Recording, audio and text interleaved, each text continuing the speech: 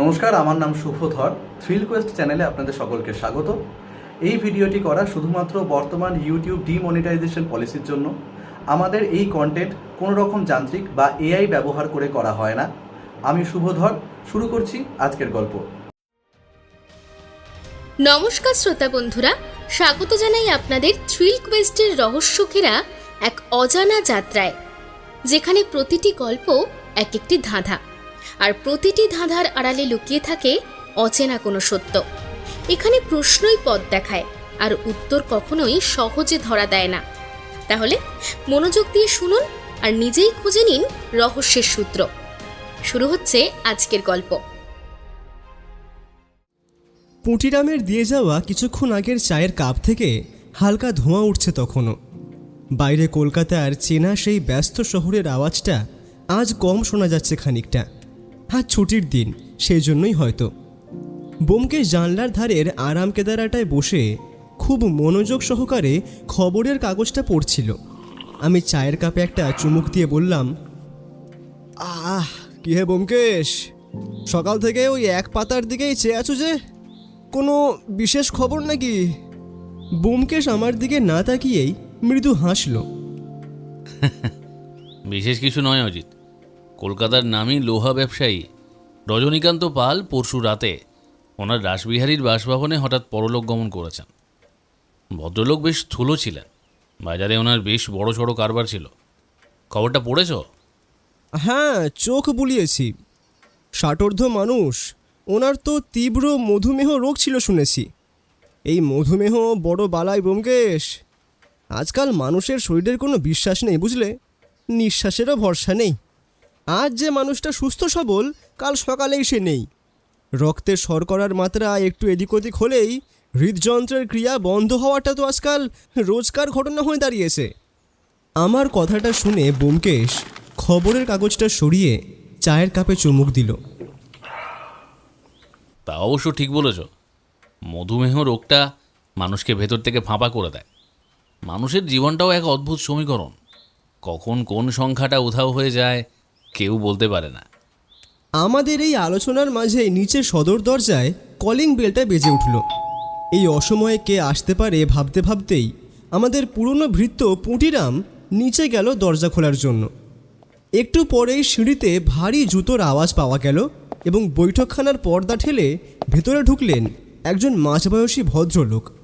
ওনার পরনে দামি শান্তিপুরি ধুতি আর রেশমি পাঞ্জাবি, কিন্তু সেই ব্যক্তিকে দেখে বোঝাই যাচ্ছিল যে তিনি এখন চরম মানসিক বিপর্যস্ততার মধ্যে রয়েছেন। ভদ্রলোক ঘরে ঢুকেই বোমকেশের দিকে তাকিয়ে হাত জোড় করলেন। আগে নমস্কার, আপনি বোমকেশবাবু তো? আগে হ্যাঁ, আমি ব্যোমকেশ বক্সী, আর ইনি আমার বন্ধু অজিত বন্দ্যোপাধ্যায়। ভেতরে আসুন, বসুন এখানে। ভদ্রলোক সোফায় বসলেন ঠিকই, কিন্তু ওনার অস্থিরতা বিন্দুমাত্র কমছিল না। তিনি পকেট থেকে রুমাল বের করে নিজের কপালের ঘাম মুছলেন। আগে আমার নাম সুদীপ্ত পাল। আমি প্রয়াত রজনীকান্ত পালের ভাইপো। ওনার কোনো সন্তান নেই, তাই আমি ওনার সমস্ত ব্যবসার সম্পত্তি দেখাশোনা করি।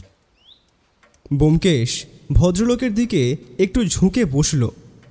আচ্ছা, আজ সকালে খবরের কাগজে যার কথা বেরিয়েছে তিনি আপনার জ্যাঠামশাই? আগে হ্যাঁ বোমকেশবাবু। আপনার জ্যাঠামশাইয়ের পরলোক গমনের খবর আজ সকালেই খবরের কাগজে পড়ছিলাম। ওনার আত্মার শান্তি কামনা করি। সত্যি এই মধুমেহটাও যে প্রাণঘাতী হয়ে উঠবে সেটা সত্যিই ধারণা করা যায় না। যাই হোক, এই শোকের মুহূর্তে আপনি হঠাৎ আমার কাছে কেন? বোমকেশবাবু, কাগজে ওনার মৃত্যুর কথা লেখা হয়েছে ঠিকই, কিন্তু ওনার মৃত্যুর প্রকৃত কারণ ওখানে দেওয়া নেই। আসলে পরশু রাতে খাওয়ার পর উনি নিজের ঘরে শুতে যান। রোজ রাত 11টা নাগাদ ওনার শোয়ার অভ্যেস। পরদিন সকালে যখন আমাদের বাড়ির পরিচারক চা নিয়ে যায়, গিয়ে দেখে উনি বিছানায় নিঃসাড় হয়ে পড়ে রয়েছেন। আমাদের পারিবারিক চিকিৎসক এসে বললেন হৃদযন্ত্রের ক্রিয়া বন্ধ হওয়ার কারণেই ওনার মৃত্যু হয়েছে। কিন্তু যেই মানুষটা আগের দিনও বেশ সুস্থ ছিলেন, স্বাভাবিক কথাবার্তা বললেন, ব্যবসার কাজ সামলালেন, সেই মানুষটার আচমকা কি করে মৃত্যু হতে পারে? না না ব্যোমকেশবাবু, আমি কোনোভাবেই এটা মেনে নিতে পারছিলাম না, আর তাই আপনার কাছে এলাম। আপনি কি আপনার জ্যাঠামশাইয়ের মৃত্যু নিয়ে কোনো রকম সন্দেহ করছেন? আগে হ্যাঁ ব্যোমকেশবাবু, আসলে ওনার কিছু ব্যবসায়িক প্রতিপক্ষের ওপর আমার আগে থেকেই ক্ষোভ ছিল। তাই আমি কোনো প্রকার ঝুঁকি না নিয়ে ওনার শবদেহ ময়না তদন্তের জন্য পাঠাই, বড়বাবুকে বলে। ময়না তদন্তের কোনো রিপোর্ট কি ওনারা দিয়েছেন? আগে না ব্যোমকেশবাবু, আসলে একদিন বা দুদিনের মধ্যে তো আর সরকারি রিপোর্ট পাওয়া যায় না। তবে আজ সকালে আলিপুরের সেই পরীক্ষাগারের প্রধান চিকিৎসক আমাকে ডেকে পাঠালেন। উনি বললেন এই সরকারি নথিপত্র আসতে 2-4 দিন সময় লাগলেও ওনারা একটা প্রাথমিক পরীক্ষায় নিশ্চিত করেছেন যে এটা নাকি স্বাভাবিক মৃত্যু নয়। জ্যাঠামশাইয়ের পাকস্থলীতে এক ধরনের অতি সূক্ষ্ম এবং মারাত্মক রাসায়নিক বিষের অস্তিত্ব পাওয়া গিয়েছে। বিষটার কোনো স্বাদ বা গন্ধ থাকে না, অথচ শরীরে ঢোকার কয়েক ঘন্টার মধ্যে মানুষকে নাকি নিঃশব্দে মেরে ফেলে। এই শুনেই আমি সোজা আপনার কাছে ছুটে আসি। ওনার কোনো দৃশ্যমান শত্রু ছিল না, তবে কে ওনাকে এইভাবে বিষ খাইয়ে মারবে, আর কেন বা মারবে? আমরা অনেক চিন্তা করেও কোনো কুল কিনারা খুঁজে পাচ্ছি না। আপনি যে বললেন রজনীকান্তবাবুর ব্যবসায়িক কিছু প্রতিপক্ষের ওপর আপনার ক্ষোভ রয়েছে, তা সেই ক্ষোভটা কিসের জন্য? আসলে আজকাল কিছু ব্যবসায়ী ঠিক মতন টাকা পয়সা লেনদেন করছিল না। এই নিয়ে জ্যাঠামশাইয়ের সাথে বেশ অনেকের ঝামেলাও হয়েছে, কিন্তু সেই ঝামেলা শুধুমাত্র ব্যবসায়িক দিক থেকে, ব্যক্তিগত আক্রমণ হওয়ার মতো কিছুই ছিল না। তবে এই রকম আচমকা মৃত্যু কেমন যেন আমাকে ভাবতে এখন বাধ্য করছে। ব্যোমকেশ খুব মন দিয়ে সুদীপ্তবাবুর কথাগুলো শুনল। ওনার মুখে কোনো বাড়তি উত্তেজনা প্রকাশ পেল না। বুঝলাম। পাকস্থলীতে বিষ। রজনীবাবু রাতে শোয়ার আগে কি খেতেন? আগে উনি রাতে ভারী খাবার খেতেন না। এই মধুমেহ রোগের কারণে ওনার খাদ্য তালিকা একদম বাঁধা ছিল। শুধু 1 গ্লাস গরম দুধ খেতেন, আর পাতলা 2টো রুটি, আর খানিকটা ছানা। আর ওনার একটা চিরকালের অভ্যেস ছিল শোয়ার আগে একটা জর্দা দিয়ে পান খাওয়া। ওনার নিজের একটা রূপোর পানের কৌটোও ছিল। ব্যাস এইটুকুই, আর কিছুই নয়। আচ্ছা, সেই পানের কৌটোটা এখন কোথায়? সেটা তো ওনার ঘরেই রাখা আছে। পুলিশ ওই ঘরটা তালা বন্ধ করে রেখে দিয়েছে। বোঝা গেল। তারপর পুলিশ কি ওনার দেহ সৎকারের অনুমতি দিয়েছে? আগে হ্যাঁ, ময়না তদন্তের পর আজ সকালেই নিমতলা ঘাটে ওনার শেষকৃত্য সম্পন্ন হয়েছে। তবে ঘরটা যেমন ছিল তেমনই তালাবন্ধ করা আছে। থানার বড়বাবুকে আমি এই পুরো বিষয়টা তদন্ত করার জন্য অনুরোধ করেছি। ওনারা তদন্ত চালাচ্ছেন, তবে আমার মন একেবারেই অশান্ত হয়ে উঠেছে ব্যোমকেশবাবু। তাই আমি চাই আপনি আমার জ্যাঠামশাইয়ের এই অস্বাভাবিক মৃত্যুর রহস্যটা উদ্ঘাটন করুন।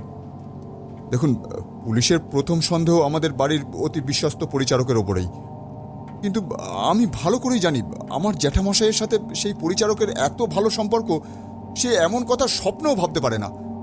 তাই আমি চাই না এসবের মাঝে কোনো নির্দোষ মানুষ শাস্তি পাক। তাই আপনার সামনে হাত জোর করছি, আপনি দয়া করে তদন্ত করুন আর আসল দোষীকে খুঁজে বার করুন, প্লিজ ব্যোমকেশবাবু। সুদীপ্তবাবু এক নাগাড়ে কথাগুলো বললেন। আরে, আমার সামনে হাত জোড় করতে হবে না সুদীপ্তবাবু। আসলে রজনীকান্তবাবু এত বড় একজন ব্যবসায়ী মানুষ, ওনার শত্রুর অভাব হবে না, এটাই স্বাভাবিক। কিন্তু আচমকা এইরকম বিষক্রিয়ায় মৃত্যু, এটাও সত্যিই দুশ্চিন্তার এবং মর্মান্তিক। তদন্ত অবশ্যই হওয়া উচিত এটার। তবে আপনি যখন বলছেন, আমি নিশ্চয়ই এ তদন্তের দায়ভার নেব। তবে ঘরে বসে তো আর খুনিকে জানা যাবে না। সুদীপ্তবাবু, আমি একবার রজনীবাবুর সেই ঘরটা এবং ওনার মৃত্যুর সময় ব্যবহৃত পোশাক এবং জিনিসপত্রগুলো খুঁটিয়ে দেখতে চাই। নিশ্চয়ই ব্যোমকেশবাবু, আপনি আমার জ্যাঠামশাইয়ের মৃত্যুর রহস্য তদন্তের ভার নিচ্ছেন, সেটা জেনে আমার ভীষণ ভীষণ আনন্দ হচ্ছে, বিশ্বাস করুন। কিন্তু সেই আনন্দ আমি হয়তো ঠিকমতো বহিঃপ্রকাশ করতে পারছি না। আমার পিতৃতুল্য জ্যাঠামশাইয়ের এরকম অস্বাভাবিক মৃত্যুর পিছনে কে থাকতে পারে, সেটা জানার জন্য আমার মন উদ্গ্রীব হয়ে রয়েছে। আপনাকে অনেক অনেক ধন্যবাদ, অনেক ধন্যবাদ ব্যোমকেশবাবু। আহা, এখনই ধন্যবাদ কিসের? আমি সত্যান্বেষী, সেটাই আমার কাজ। বরং আসল অপরাধীকে ধরতে পারলে আমার থেকে বেশি খুশি আর কেউ হবে না। আপনারা এখনই যাবেন আমার সাথে? আমি গাড়ি নিয়েই এসেছি। সুদীপ্তবাবুর কথাটা শোনা মাত্রই ব্যোমকেশ কিছু একটা ভাবল। তারপর হাত ঘড়িটার দিকে তাকিয়ে দেখল এখন প্রায় বাজে দুপুর 12টা। দুপুরের খাবার খেতে এখনও 2 ঘন্টা বাকি। হয়তো সেটাই ভাবছিল। ঠিক আছে, চলুন তাহলে। অজিত, তুমিও ঝট করে তৈরি হয়ে নাও। ব্যোমকেশ কথাটা বলা মাত্রই আমি মাথা নাড়িয়ে সায় জানালাম।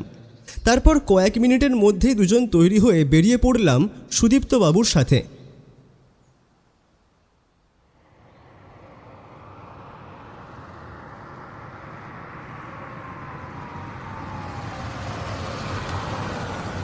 সুদীপ্তবাবুর গাড়িতে করেই আমরা আধ ঘন্টার মধ্যে রাসবিহারীর সেই বিশাল 3 তলা প্রাসাদের সামনে এসে পৌঁছালাম।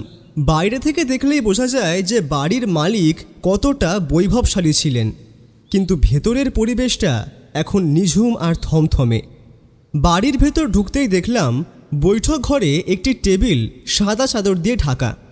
তার ঠিক ওপরে একটা বড়সড় বাধাই করা ছবি, যাতে ঝোলানো রয়েছে রজনীগন্ধা ফুলের মালা। ছবির মধ্যে যে ব্যক্তি রয়েছেন সেটা অবশ্যই রজনীকান্ত বাবু। সেটা বুঝতে আমাদের অসুবিধা হলো না। বেশ হাসি খুশির ছবিটা। মুখে কাঁচা পাকা চাপ দাড়ি, মাথার চুলগুলো ছোট করে ছাঁটা, চোখে মোটা ফ্রেমের চশমা। ছবিটা দেখেই বোঝা যাচ্ছে যে বয়স প্রায় 60 হবেই। তবে সেখানে বাড়ির আর কাউকে দেখতে পেলাম না। সুদীপ্তবাবু আমাদেরকে নিয়ে সোজা দোতলার সেই ঘরে গেলেন যেখানে তিনি থাকতেন। সুদীপ্তবাবু নিজেই আমাদের জন্য দরজার তালা খুলে দিলেন। ঘরটা বিশাল। চারদিকের দেওয়ালে বড় বড় কাঠের আলমারিতে থরে থরে বই সাজানো। ঘরের একপাশে একটা দামি সেগুন কাঠের খাট, যেখানে রজনীবাবু শেষ নিঃশ্বাস ত্যাগ করেছিলেন। খাটের চাদরটা খানিক কুঁচকে রয়েছে।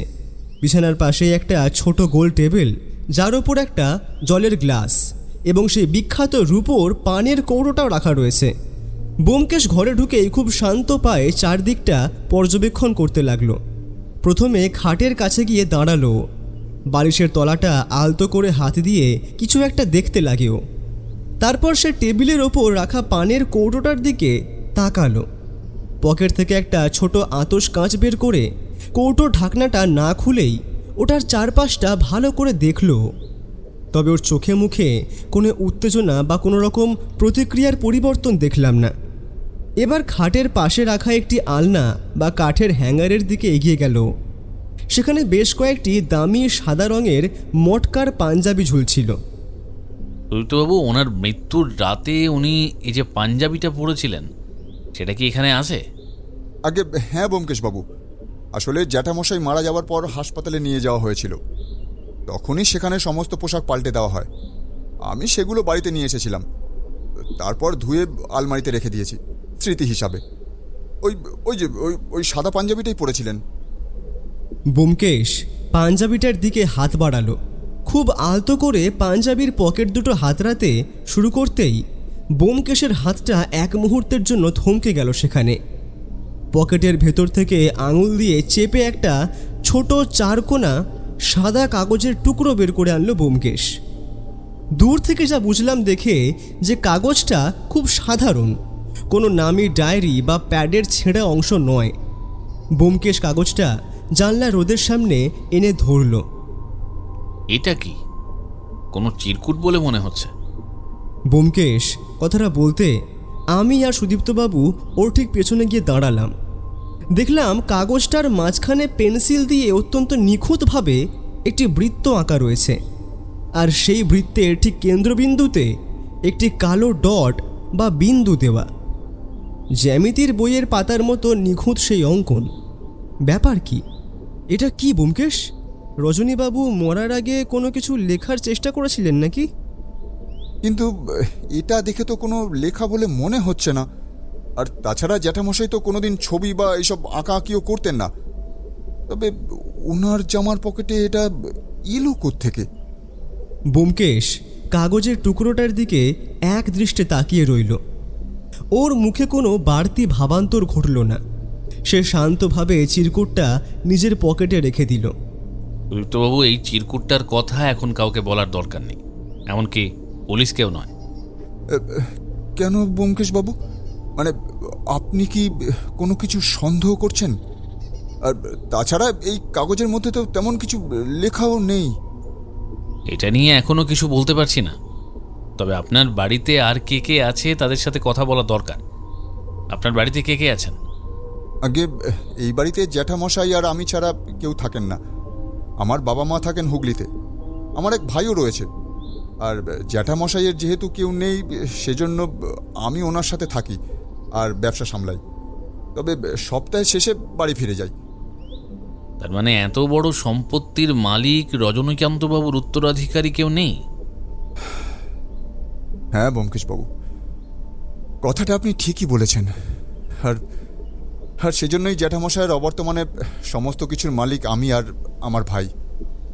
আর সেটা যেমন একটা আনন্দের, ঠিক তেমনই মারাত্মক বড় দুশ্চিন্তার। অনেকেই হয়তো মনে করবে সম্পত্তির জন্য জ্যাঠামশাইয়ের কোনো ক্ষতি আমি করেছি। আর এই অপবাদটা আমার কাছে মৃত্যুদণ্ডের সমান। তাই আমি চাই আসল অপরাধী ধরা পড়ুক। সুদীপ্তবাবু বেশ উদাস গলায় কথাটা বলে মাথা নিচু করলেন। ব্যোমকেশ খানিকটা এগিয়ে গেল।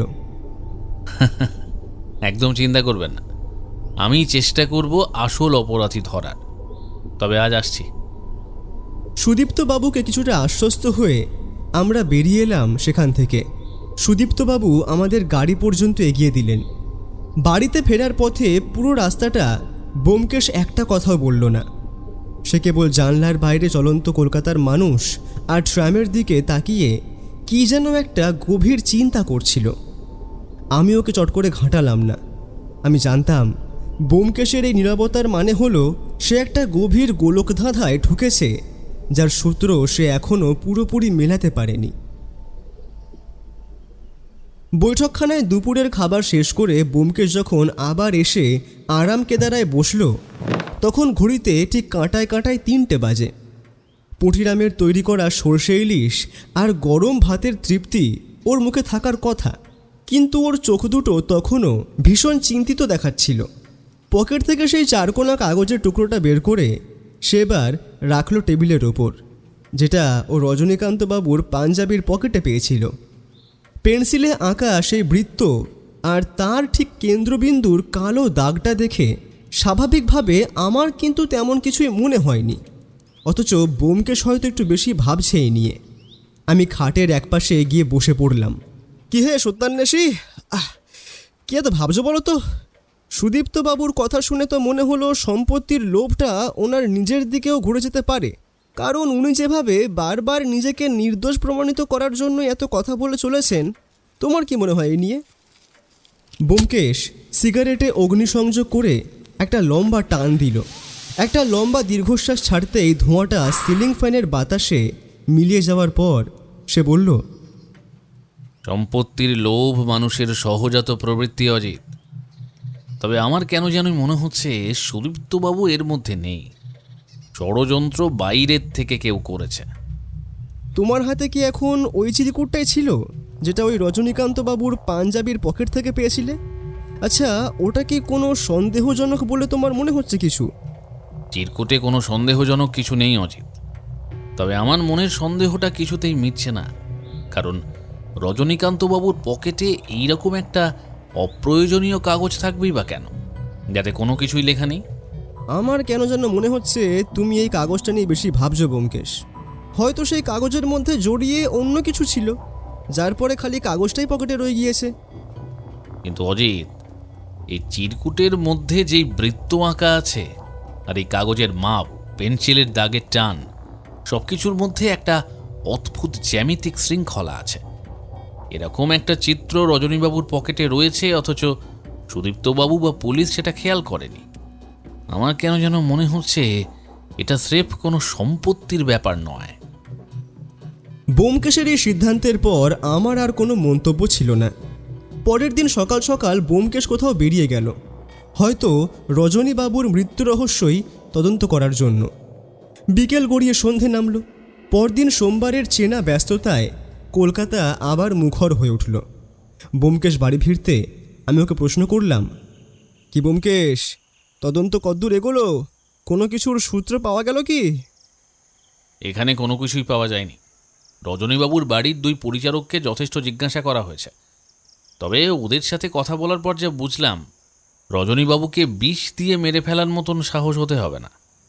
তাই পুলিশকে বলে রান্নাঘরের কিছু খাবার এবং পানের কৌটো এসব পরীক্ষা করতে দিয়েছি। দেখা যাক, কিছু না কিছু সূত্র তো মিলবেই।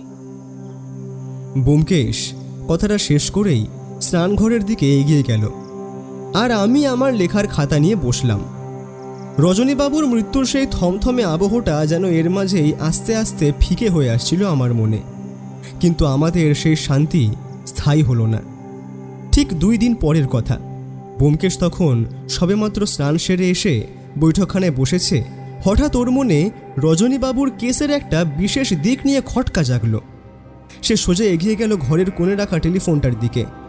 রজনীবাবুর রাসবিহারী ভবনের নাম্বারটা ওর ডায়েরিতে লেখাই ছিল। রিসিভারটা তুলে তাই সেই নাম্বারটায় ঘোরালো।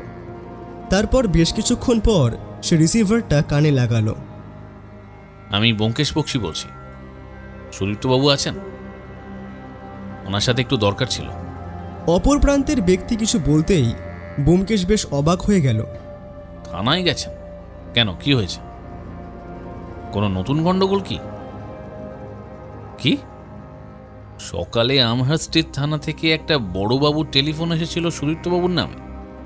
কি কথা হলো? তারপরেই রজনীবাবুর গাড়িটা নিয়ে বেরিয়ে গেলেন? আচ্ছা, ঠিক আছে। সুদীপ্তবাবু বাড়িতে ফিরলেই ওনাকে বলবেন যেন তৎক্ষণাৎ আমাকে একটা টেলিফোন করেন, মনে থাকবে? রিসিভারটা নামিয়ে রেখে ব্যোমকেশ খাটের পাশে এসে সোফায় এসে বসল। ওর চোখে মুখে একটা গভীর চিন্তার রেখা ফুটে উঠেছে। কি ব্যোমকেশ, কি ব্যাপার? সুদীপ্তবাবু হঠাৎ থানায় গেলেন কেন? তোমায় বলেনি কিছু?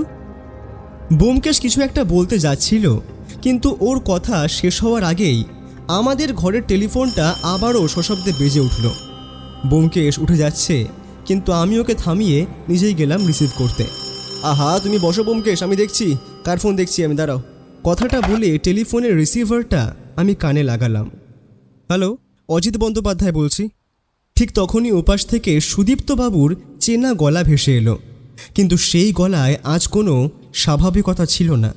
ওনার গলা কাঁপছিল, রীতিমতন তিনি হাঁপাচ্ছিলেন। অজিত বাবু, আমি সুদীপ্ত বলছি। আপনি আপনি কি এই মুহূর্তে একবার আমহার্স্টের থানায় আসতে পারবেন? দয়া করে আসুন না, আর ব্যোমকেশ বাবুকেও সাথে নিয়ে আসুন প্লিজ। আহা সুদীপ্তবাবু, একটু শান্ত হন। থানায় কি হয়েছে বলুন তো? ফোনে কিছু বলতে পারছি না অজিত বাবু, আমার মাথা কাজ করছে না। পুলিশ আমাকে এখানে ডেকে এনেছে, একটা মারাত্মক কাণ্ড ঘটে গেছে।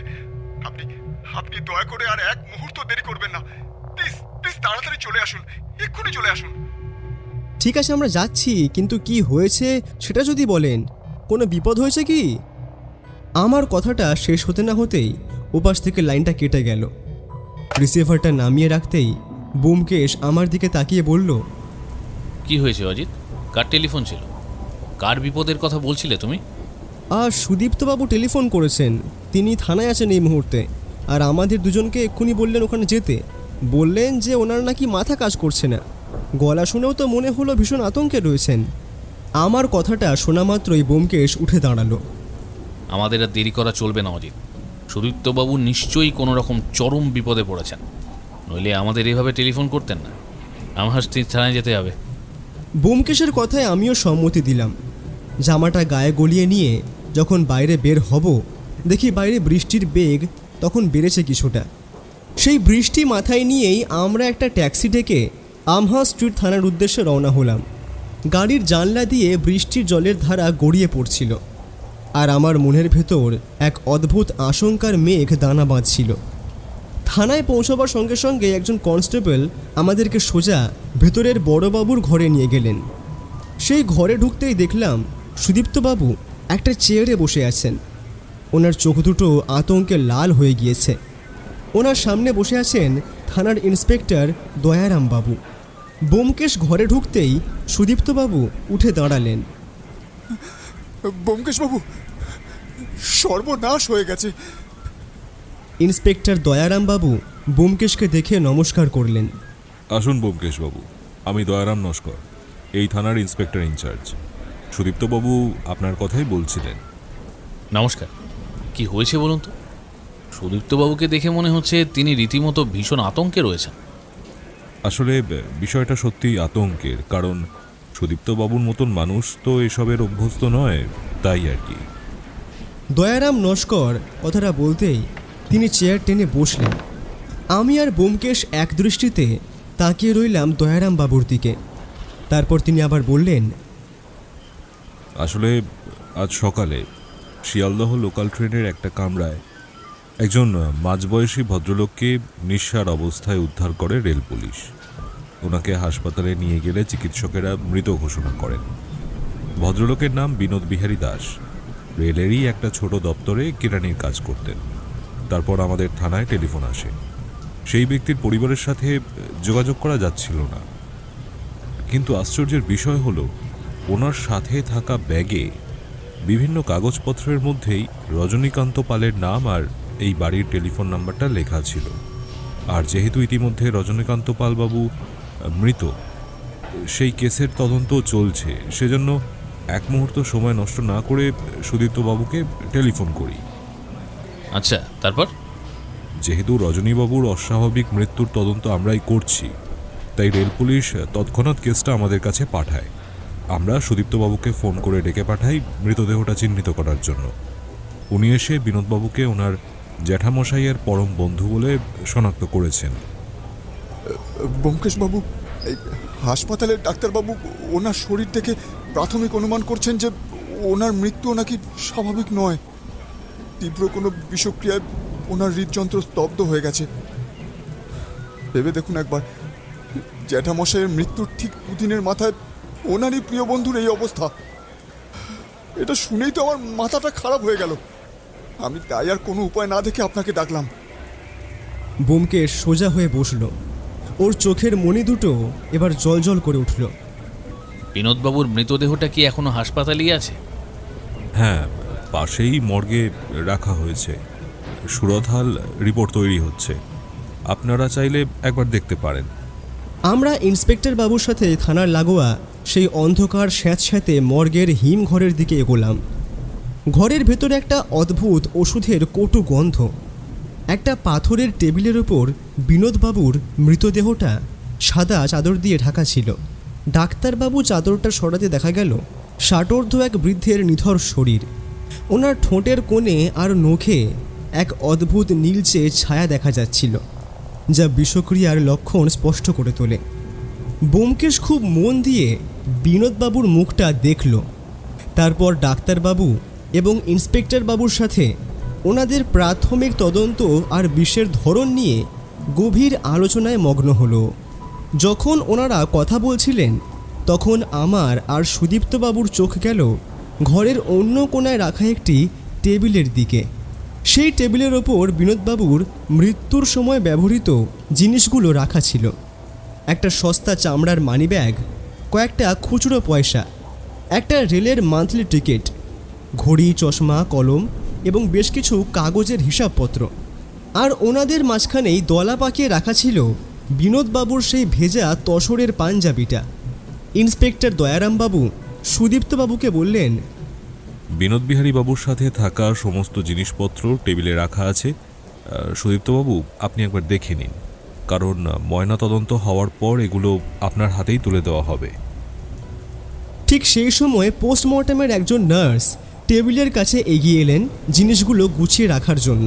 যখন তিনি আলতো করে সেই ভেজা পাঞ্জাবিটা টেবিল থেকে তুলে ধরলেন, ঠিক তখনই সেই পাঞ্জাবির ভেতরের পকেট থেকে একটা ছোট চারকোনা সাদা কাগজের টুকরো ফসকে নিচে মেঝেতে পড়ে গেল।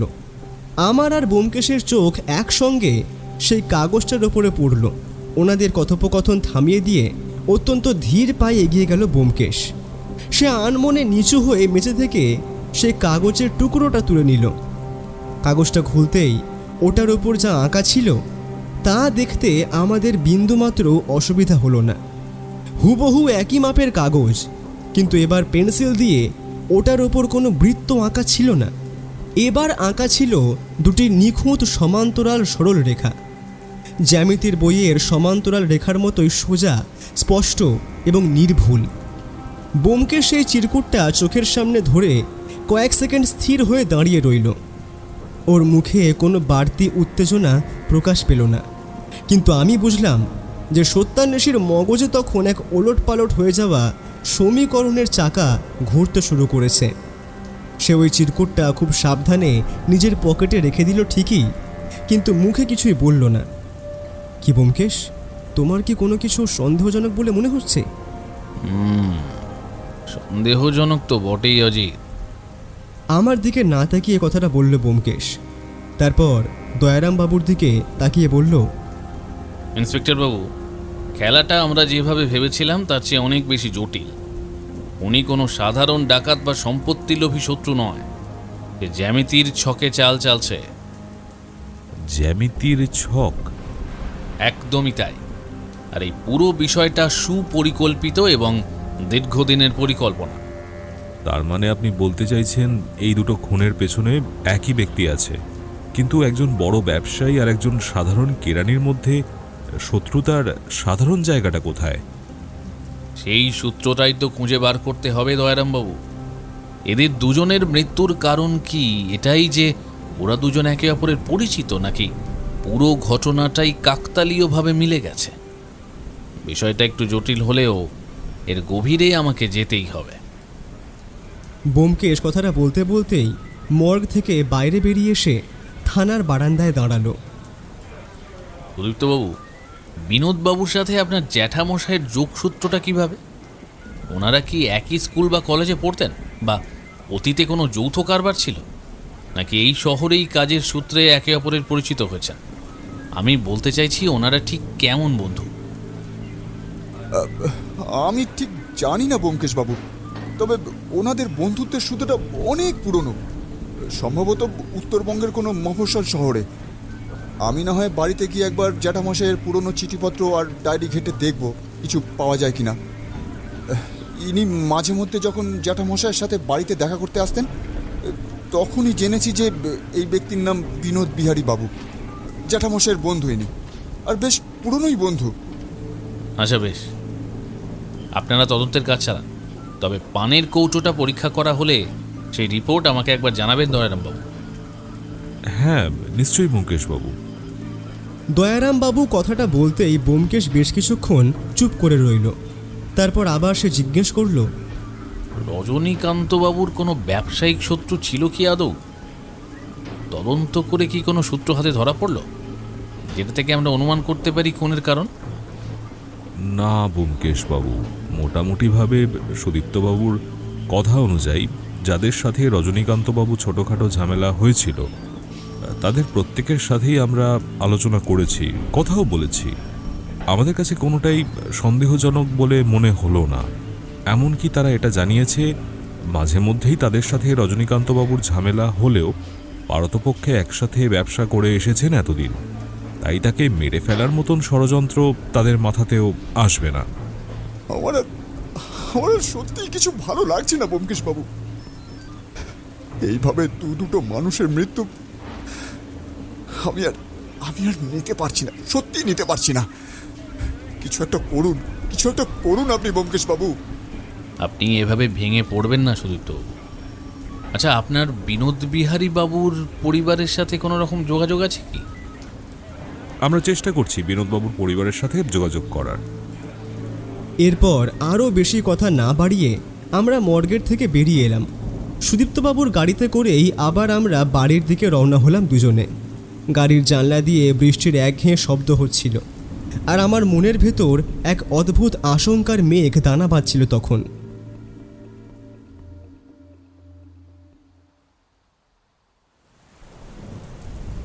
বৈঠকখানায় ফিরে এসে ব্যোমকেশ টেবিলের ওপর দুখানা চিরকুট পাশাপাশি রাখল।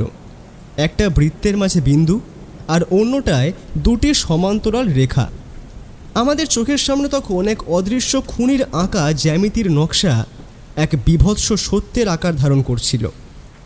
আমি ব্যোমকেশের দিকে তাকিয়ে বললাম, ব্যোমকেশ, প্রথম চিরকুটে বিন্দু আর দ্বিতীয়টায় সরল রেখা। জ্যামিতির এই ধারাবাহিকতা তো অত্যন্ত ভয়ানক। এর পরের ধাপটা কি হবে বলে তোমার মনে হয়? অজিত, বিন্দুর পর রেখা আসে আর রেখার পরে আসে ত্রিভুজ। উনি জ্যামিতির প্রাথমিক সূত্র মেনে এগোচ্ছে, কিন্তু আমাদের জানতে হবে এই দুই ভিন্ন স্তরের মানুষকে কোন অপরাধের সুতোয় এক জায়গায় বেঁধে রেখেছে, এটাই জানতে হবে আমাদের। জ্যামিতিক সূত্র, এটা কি কোনো সংকেত হতে পারে? জ্যামিতির একেবারে প্রাথমিক পাঠ অজিত। বিন্দু থেকে শুরু হয় রেখা। উনি অত্যন্ত হিসেবি, যে একটা নির্দিষ্ট ছক বা প্যাটার্ন মেনে এগোচ্ছে, কিন্তু এই দুটো সম্পূর্ণ আলাদা জগতের মানুষকে এভাবে বিষ দিয়ে। ব্যোমকেশের কথা শেষ হওয়ার আগেই ঘরের কোণে রাখা টেলিফোনটা তীক্ষ্ণ শব্দে বেজে উঠল। ব্যোমকেশ দ্রুত উঠে গিয়ে রিসিভারটা কানে ধরল। আমি নিজের জায়গা থেকে টেলিফোনের অপর প্রান্তের ব্যক্তির গলা শুনতে পাচ্ছিলাম না, শুধু ব্যোমকেশের মুখের কথাগুলো শুনতে পাচ্ছিলাম। হ্যাঁ দয়ারামবাবু, বলুন, কি বলছেন? ময়নাতদন্তের রিপোর্ট এসে গেছে? আচ্ছা, দুটোই? কিন্তু এই বিষ তো সহজে পাওয়ার কথা নয়। ঠিক আছে, আপনি যা বললেন আমি বুঝতে পেরেছি। আর রজনীবাবুর ওই পরিচিতদের ব্যাপারটা কেউ সন্দেহজনক নয়? আচ্ছা, আমি দেখছি। টেলিফোনটা নামিয়ে রেখে ব্যোমকেশ একটা গভীর দীর্ঘশ্বাস ফেলে আবার আমার সামনে এসে বসল। আমি একটু উদ্গ্রীব হয়েই জিজ্ঞেস করলাম, কি খবর ব্যোমকেশ? কার টেলিফোন ছিল? অজিত, আমরা যেমনটা ভেবেছিলাম খুনি তার চেয়ে অনেক বেশি ভয়ঙ্কর এবং শিক্ষিত। দয়ারামবাবু টেলিফোন করে জানালেন রজনীবাবু এবং বিনোদবাবু দুজনের মৃত্যুই স্বাভাবিক নয় এবং দুটোই সুপরিকল্পিত খুন। রজনীবাবুর জর্দার কৌটোয় থ্যালিয়াম বা আর্সেনিক ঘটিত এমন এক রাসায়নিক মেশানো ছিল যা শরীরে যাওয়ার কয়েক ঘন্টা পর হার্ট অ্যাটাক ঘটায়। আর চলন্ত ট্রেনে ভিড়ের মধ্যে বিনোদবাবুর পায়ে রিকিন বা নিকোটিন জাতীয় তীব্র সায়ানাইড ধর্মী বিষ কোনো সূক্ষ্ম সূচ দিয়ে পুশ করা হয়েছিল। এই ধরনের বিষের ব্যবহার এবং তার নিখুঁত প্রয়োগ প্রমাণ করে যে খুনি রীতিমতো বিজ্ঞান চর্চা করে এবং সে যথেষ্ট শিক্ষিত। আমি শিউরে উঠলাম। তার মানে কোনো সাধারণ ভাড়াটে খুনি নয়, রীতিমতন ধীরে সুস্থে ঠান্ডা মাথায় করা কারো কাজ। কিন্তু কে করতে পারে এমন কাজ ব্যোমকেশ? সেটাই তো প্রশ্ন। পুলিশ রজনীবাবুর সমস্ত পরিচিত এবং ব্যবসায়িক শত্রুদের সাথে কথা বলেছে, কিন্তু এরকম ঠান্ডা মাথায় জ্যামিতিক নকশা এঁকে বিষ প্রয়োগ করার মতো মেধা বা ক্ষমতা তাদের কারোরই নেই। আমি তো সুদীপ্তবাবুকে বলে রেখেছি বিনোদ বিহারীর পুরনো বাড়ির ঠিকানা এবং রজনীবাবুর সাথে তার কতদিনের পরিচয় সেটা খুঁজে বের করতে। রজনীবাবুর ঘরে খোঁজ করলে কিছু না কিছু তো পাওয়া যাবেই। আমাদের এই কথোপকথন চলার মাঝখানেই সিঁড়িতে পায়ের আওয়াজ পাওয়া গেল। বুঝলাম কেউ আমাদের ঘরের দিকে আসছে। আর ঠিক কয়েক মুহূর্তের মধ্যেই দরজার সামনে এসে দাঁড়ালেন সুদীপ্তবাবু। আপনার দেখছি 100 বছর আয়ু আছে। এই মাত্রই আপনার কথা অজিতকে বলছিলাম। 100 বছর বাঁচতে চাই না, তবে যে কটা দিন বাঁচতে চাই সেটা শান্তিতেই চাই, এটাই প্রার্থনা করুন। যাই হোক, আমাকে নিয়ে কি আলোচনা হচ্ছিল? অজিতকে বলছিলাম যে আমি আপনাকে রজনীবাবুর পূর্বের কিছু তথ্য জোগাড় করতে বলেছি, যেমন কোথায় ছিলেন, কোথায় চাকরি করতেন, কোথায় পড়াশোনা করতেন, এই সমস্ত কিছু। হ্যাঁ, আপনার কথা মতো আমি জ্যাঠামশাইয়ের ঘরে তল্লাশি করেছি। এই যে এই ডায়েরিখানা পেয়েছি, আর এতে একটা ছবিও আছে। সুদীপ্তবাবু ওনার হাতে থাকা চামড়ার ব্যাগটা এগিয়ে দিলেন। ব্যোমকেশ ব্যাগটা হাতে নিয়ে তার ভেতর থেকে একটা ডায়েরি বের করলো। তার কয়েকটা পাতা উল্টোতেই একটা বিশেষ ছবি দেখতে পেলাম আমরা। ও ছবিটা হাতে নিতেই আমিও ঝুঁকে দেখলাম সেটা। একটা বেশ পুরনো সাদা কালো গ্রুপ ছবি।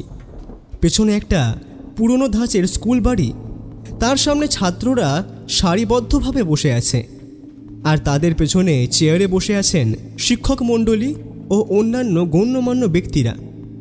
সেই ছবির নিচে লেখা নবগ্রাম বিদ্যাপীঠ ম্যাট্রিকুলেশন ব্যাচ। ব্যোমকেশ সেই ছবিটা ভালো করে দেখতে দেখতে বলল, এই তো, এই যে প্রথম সারির মাঝখানে বসে আছেন রজনীবাবু, আর একদম কোনায় দাঁড়িয়ে আছেন বিনোদবাবু। হ্যাঁ ব্যোমকেশবাবু, আমি ওই ডায়েরিটাও ঘেঁটে দেখলাম। আজ থেকে প্রায় 12-14 বছর আগে জ্যাঠামশাই হুগলির এক নবগ্রাম বিদ্যাপীঠের ম্যানেজিং কমিটির প্রধান ছিলেন, আর বিনোদবাবু ছিলেন সেই স্কুলেরই হেড ক্লার্ক। ওনাদের বন্ধুত্বের শুরু সেখান থেকেই। সুদীপ্তবাবু, আপনি আমাদের মস্ত বড় একটা সূত্র দিয়ে দিয়েছেন। ওই স্কুলের ঠিকানাই এখন আমাদের প্রধান গন্তব্য। আমাদের নবগ্রাম বিদ্যাপীঠে একবার যেতে হবে। আমার মনে হয় সেখানে কোনো সূত্র পেলেও পাওয়া যেতে পারে। নবগ্রাম বিদ্যাপীঠ? কিন্তু ব্যোমকেশবাবু, সে তো অনেক বছর আগের কথা। জ্যাঠামশাই চাকরি ছেড়ে কলকাতায় গিয়ে ব্যবসা শুরু করেন। এখন সেখানে গিয়ে কি আপনার মনে হয় যে কোনো সূত্র পাওয়া যাবে? পাওয়া যেতেই পারে, সেটা নিশ্চিত নয়, কিন্তু আসল সূত্র অবধিতে পৌঁছানো যেতে পারে। আমি কোনো রকম ফাঁক রাখতে চাইছি না। অজিত, তৈরি হয়ে নাও। আমার মনে হচ্ছে আরও কারো জন্য মৃত্যু অপেক্ষা করছে, আর সেই মৃত্যু আমাদের আটকাতেই হবে। মৃত্যু অপেক্ষা করছে? কিন্তু কার? হতে পারে এই ছবির মধ্যে থাকা কোনো ব্যক্তির। আমার মন বলছে এই দুটি খুনের সাথে যেই জড়িত থাক না কেন, সে তার তৃতীয় শিকারের দিকে এগিয়ে চলেছে। আমাদের আর বেশি দেরি করলে অনেক বড় ক্ষতি হয়ে যাবে। এরপর আর এক মুহূর্ত দেরি না করে আমি আর ব্যোমকেশ সুদীপ্তবাবু চলে যাওয়ার পরেই নবগ্রামের উদ্দেশ্যে রওনা হলাম। বিকেল গড়িয়ে তখন প্রায় সন্ধে নামছে। নবগ্রাম বিদ্যাপীঠে যখন আমরা পৌঁছালাম, স্কুল তখন ছুটির মুখে। আমরা সোজা প্রধান শিক্ষকের ঘরে গিয়ে ওনাকে আমাদের পরিচয় দিলাম। প্রধান শিক্ষক মশাই বেশ মধ্যবয়স্ক মানুষ। ব্যোমকেশ ওনাকে সেই পুরনো ছবিটা দেখিয়ে রজনীবাবু ও বিনোদবাবুর কথা জিজ্ঞেস করল।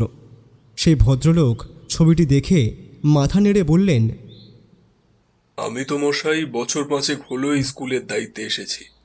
পুরনো আমলের রজনীবাবু বা বিনোদবাবুকে আমি ব্যক্তিগতভাবে চিনি না। তবে আপনারা এক কাজ করতে পারেন, আমাদের স্কুলের গ্রন্থাগারে চলে যান। আমাদের বর্তমান গ্রন্থাগারিক সুবীর এই স্কুলেরই পুরনো ছাত্র। সে আপনাদের এই ছবির মানুষগুলোকে চিনতে পারলেও পারতে পারে। আমরা সেই প্রধান শিক্ষককে ধন্যবাদ জানিয়ে স্কুলের লম্বা বারান্দা পেরিয়ে গ্রন্থাগারের দিকে এগোলাম। ঘরটা বেশ বড়, চারিদিকে বইয়ের গন্ধ। ঘরের এক কোণে একটা টেবিলের সামনে বসে একটি ছিপছিপে শান্ত চেহারার যুবক খুব মনোযোগ দিয়ে বই পড়ছে। ব্যোমকেশ এগিয়ে গিয়ে গলা খাকারি দিতেই সেই ছেলেটি বই থেকে মুখ তুলে তাকালো। হ্যাঁ বলুন, কি সাহায্য করতে পারি? আপনার নাম সুবীর? আগে হ্যাঁ, আমি এখানকার গ্রন্থাগারিক। আচ্ছা, বলছি তুমি কি আগে এই স্কুলে পড়াশোনা করতে? আগে হ্যাঁ, আমি এই স্কুলেরই প্রাক্তন ছাত্র। কিন্তু কেন বলুন তো? সুবীরের গলাটা অত্যন্ত শান্ত, চোখে মুখে একটা নির্বিকার ভাব। ব্যোমকেশ পকেট থেকে সেই পুরনো ছবিটা বের করে সুবীরের সামনে রেখে বলল, আমরা একটা পুরনো বিষয়ে খোঁজখবর করছি। আপনি যেহেতু এখানকার পুরনো ছাত্র, এই ছবির মানুষগুলোকে কি আপনি চেনেন? সুবীর তাকালো ছবিটার দিকে। সে খুব শান্ত, একজন আদর্শ ভালো ছাত্রের মতোই আঙুল দিয়ে দেখিয়ে দিল। হ্যাঁ চিনি তো, এই যে রজনীবাবু, উনি তখন ম্যানেজিং কমিটির প্রেসিডেন্ট ছিলেন। আর ইনি বিনোদবাবু, স্কুলের হেড ক্লার্ক। আর এই যে রজনীবাবু ডান দিকে বসে আছেন, উনি আমাদের তৎকালীন অঙ্ক স্যার, প্রফেসর অমিয় ভূষণ সরকার। উনি পরে কলকাতার নামী কলেজে পড়াতেন। তারপর শশী মাস্টার মশাই, গৌরাঙ্গ মাস্টার মশাই সবাই আছেন দেখছি ছবিতে।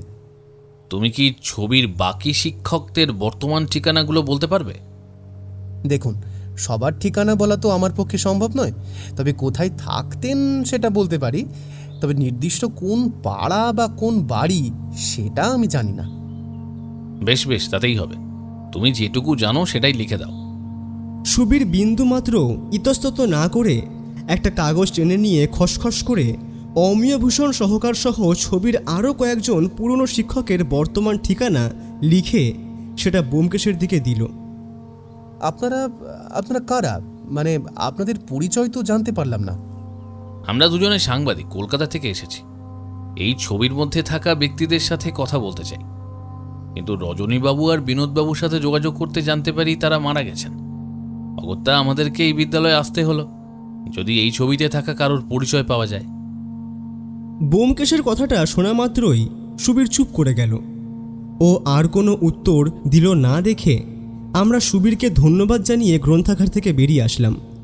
কাগজে লেখা ঠিকানাগুলো ধরে ব্যোমকেশ আমাকে নিয়ে প্রথমে ছবির ওই কয়েকজন সাধারণ শিক্ষকের বাড়িতে গেল, কিন্তু তাদের জিজ্ঞাসাবাদ করেও রজনীবাবু বা বিনোদবাবুর বিষয়ে কোনো সন্দেহজনক বা অস্বাভাবিক কিছু তথ্য পাওয়া গেল না। তারা সবাই সাধারণ অবসরপ্রাপ্ত জীবন কাটাচ্ছেন এখন।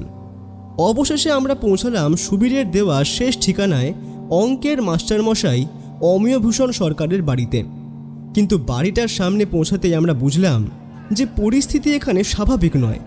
সদর দরজা খোলা, ভেতরে মানুষের জটলা এবং কান্নাকাটির আওয়াজ পাওয়া যাচ্ছে। আমরা দ্রুত ভেতরে ঢুকতেই দেখলাম এক ভদ্রমহিলা ডুকরে কাঁদছেন, আর কয়েকজন প্রতিবেশী তাকে সান্ত্বনা দেওয়ার চেষ্টা করছেন। ব্যোমকেশ এগিয়ে গিয়ে ভিড়ের মধ্যে থাকা এক ব্যক্তিকে জিজ্ঞেস করল, কি হয়েছে এখানে? অমিয়ভূষণবাবু কোথায়? কি হয়েছে আমরাও ঠিক বুঝতে পারছি না। হঠাৎ করে খবর পেলাম অমিয়বাবুর বুকে যন্ত্রণা হচ্ছে, তাই তড়িঘড়ি করে হাসপাতালে পাঠানো হয়েছে। এদিকে আমরা তো খবর পেয়েছি উনি আর বেঁচে নেই, কিন্তু ওনার স্ত্রীকে এখনো খবরটা দেওয়া হয়নি। এই কথাটা শোনা মাত্রই আমার আর ব্যোমকেশের মাথার ওপর যেন বাজ ভেঙে পড়ল। একটা দীর্ঘশ্বাস ফেলে ব্যোমকেশ আমার সামনে দাঁড়িয়ে চাপা গলায় বলল, বড্ড দেরি করে ফেললাম অজিত। শেষ পর্যন্ত তৃতীয় ব্যক্তিকেও বাঁচাতে পারলাম না। নিজের বিচক্ষণতা নিয়ে ভীষণ লজ্জা হচ্ছে অজিত। পারলাম না আমি বোধহয় পারলাম না এই রহস্য ভেদ করতে। ব্যোমকেশের কথা শুনে বুঝতে পারছিলাম ও একেবারে ভেঙে পড়েছে। আসলে আমরা এতটা দূর এসেছিলাম একটা মানুষের প্রাণ বাঁচাতে, কিন্তু সেটা যখন হলো না তখন সত্যি মনটা খারাপ হয়ে যাওয়ারই কথা। ধীরে ধীরে ভিড় ঠেলে ঘরের ভেতরে মেঝেতে বসে থাকা এক ভদ্রমহিলার দিকে এগিয়ে গেল ব্যোমকেশ। ভদ্রমহিলা যেমন করে কাঁদছিলেন, বোঝাই যাচ্ছিল তিনি অমিয়বাবুর স্ত্রী। নমস্কার, আমি কলকাতা থেকে এসেছি। অমিয়বাবুর সাথে বিশেষ দরকার ছিল, কিন্তু এসে শুনলাম ওনাকে হাসপাতালে নিয়ে যাওয়া হয়েছে।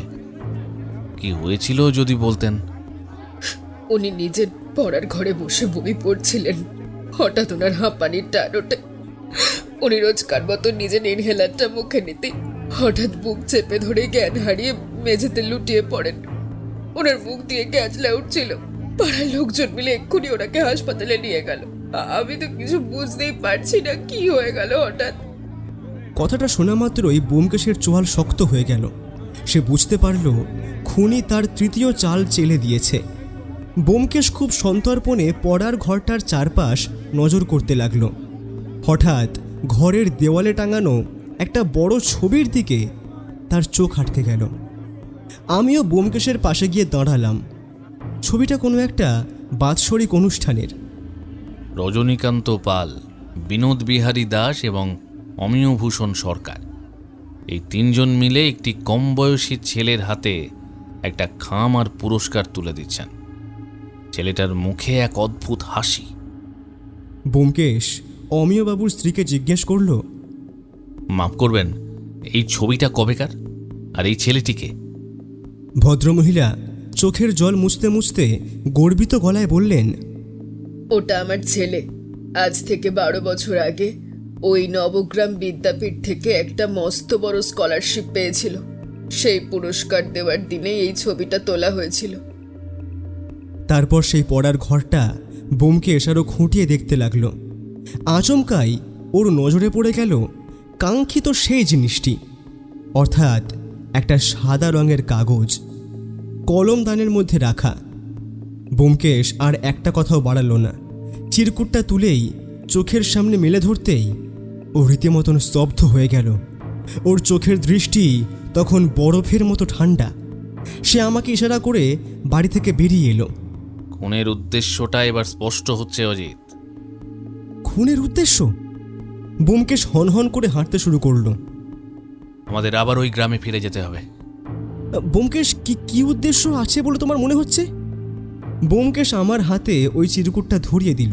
চোখের সামনে সেটা মেলে ধরতেই দেখলাম তাতে একটা ত্রিভুজ আঁকা। সেটাই এবার খুঁজে বের করতে হবে। তুমি একটা কাজ করো অজিত, থানায় যাও।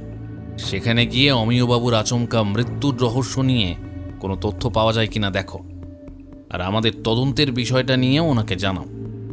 আমি একবার এই গ্রামটা ঘুরে আসি।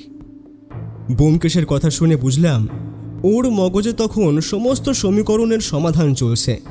রজনীবাবু, বিনোদবাবু এবং এখন অমিয়ভূষণ সরকার। ব্যোমকেশ রাস্তার মোড়ে দাঁড়িয়ে একটা ট্যাক্সি ডাকলো। তারপর সেখানে আমরা একসঙ্গে দুজনেই উঠে বসলাম। তারপর বেশ কিছুটা রাস্তা যাওয়ার পর ও নেমে গেল। আমি থানায় গিয়ে পুলিশ ইন্সপেক্টরের সাথে কথা বললাম। অমিয়বাবুর মৃত্যুর কারণ জানতে চাইলে যে রহস্য সামনে উঠে এলো, আমিও তাতে হচ্চকিত হয়ে গেলাম। এরপর সময় গড়িয়ে বিকেল হতেই বাড়ি ফিরলাম আমি। তার ঠিক কিছুক্ষণ পরেই ব্যোমকেশ এলো। কী খবর অজিত? হাসপাতালের ডাক্তাররা অমিয়বাবুর মৃত্যুর বিষয়ে কি বললেন? ব্যোমকেশ, পরিস্থিতি অত্যন্ত জটিল। ডাক্তাররা পরীক্ষা করে জানিয়েছেন যে অমিয়বাবুর মৃত্যুও স্বাভাবিক হার্ট অ্যাট্যাক নয়। ওনার যে রোজকার হাঁপানির ইনহেলারটা ছিল, ওটার ভেতরেই অত্যন্ত চতুর উপায়ে কোনো তীব্র উদ্বায়ী রাসায়নিক বিষ মিশিয়ে দেওয়া হয়েছিল। উনি টান ওঠার পর যখনই ওটা মুখে পুশ করেছিলেন, সেই বিষাক্ত গ্যাস ওনার ফুসফুস হয়ে সরাসরি হৃদযন্ত্র স্তব্ধ করে দিয়েছে।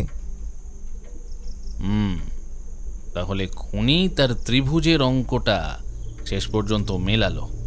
তারপর তুমি বলো, আরও কোনো কিছু রহস্য সামনে এলো কি? ব্যোমকেশ সিগারেটে একটা লম্বা টান দিয়ে বলল, প্রথমে 2-3 জন গ্রামের সাধারণ গৃহস্থের বাড়ি গিয়েছিলাম, কিন্তু তাদের কথায় রজনীবাবু বা বিনোদবাবুদের নিয়ে কোনো সন্দেহের আঁচ পাওয়া গেল না। কিন্তু আসল সূত্রটা পেলাম স্কুলের কয়েকজন পুরনো ছাত্রের বাড়ি গিয়ে। তেমনই এক ছাত্র হরেনের বাড়িতে বসে আমি যখন রজনীবাবুর বাড়ি থেকে পাওয়া সেই 12 বছর আগের গ্রুপ ছবিটা দেখালাম, তখন একটা অদ্ভুত তথ্য উঠে এলো। কি তথ্য? হরেন ছবিটার দিকে তাকিয়ে বাকিদের কম বেশি মোটামুটি পরিচয় দিল, তবে একটা ছেলের ওপর আঙুল রেখে থমকে গেল। ছবির একদম ডান দিকের কোনায় বসা সেই চশমা পরা রোগা শান্ত ছেলেটিকে দেখিয়ে বলল ওর নাম বলরাম চৌধুরী। ওই ব্যাচের নাকি সবচেয়ে মেধাবী ছাত্র ছিল সে। অঙ্কে নাকি ওর মাথা ছিল দানবের মতো। শিক্ষকেরা বলতেন ও ম্যাট্রিক পরীক্ষায় জেলায় প্রথম হবে। তা সেই বলরাম এখন কোথায়? হরেন বলল, ম্যাট্রিক পরীক্ষা শেষ হওয়ার কিছুদিন পরেই আচমকা বলরামের মা খুব কঠিন রোগে ভুগে মারা যান। চিকিৎসার টাকাও ছিল না। সেই শোকে আর অভাবে ওর বাবাও কদিন পরে চোখ পুঁছলেন। বলরাম এক রাতের মধ্যে একদম অনাথ হয়ে গেল। তারপর বাপের শ্রাদ্ধ চুকিয়ে ও একদিন কাউকে কিছু না বলে গ্রাম ছেড়ে চলে গেল। ব্যাস, তারপর আর কেউ কোনোদিন এই গ্রামে ওর খোঁজ পায়নি। ও এখন বেঁচে আছে না মরে গেছে তাও কেউ জানে না। তাহলে তো বলরাম 12 বছর আগেই গ্রাম ছাড়া। কিন্তু ব্যোমকেশ, তুমি যে তথ্য তুলে এনেছো, এতে কিন্তু সন্দেহের তীরটা আর কারো দিকেই যায় না।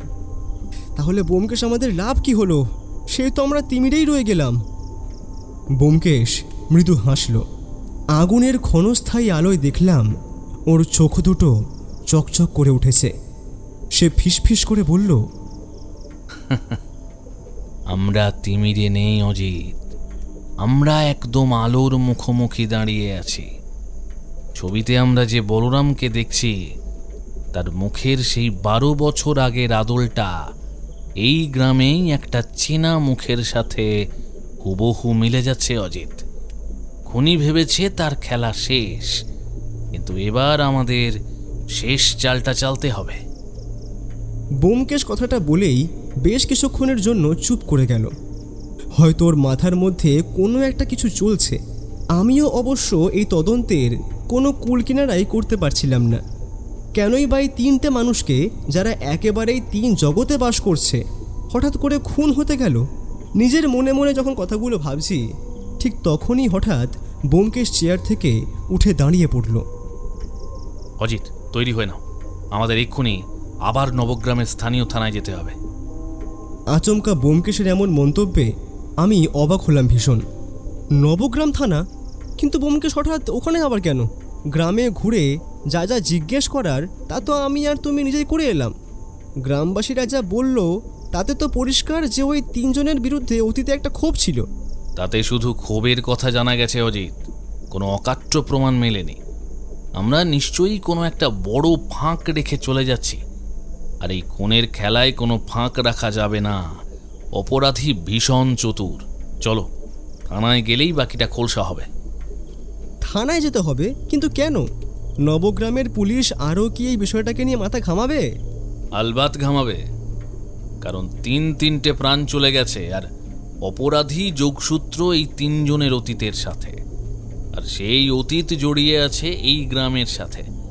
অতীতের কোনো অপরাধ বা কোনো ঘটনা যদি ঘটে থাকে, তবে তার তথ্য দিতে পারে স্থানীয় থানার পুলিশ।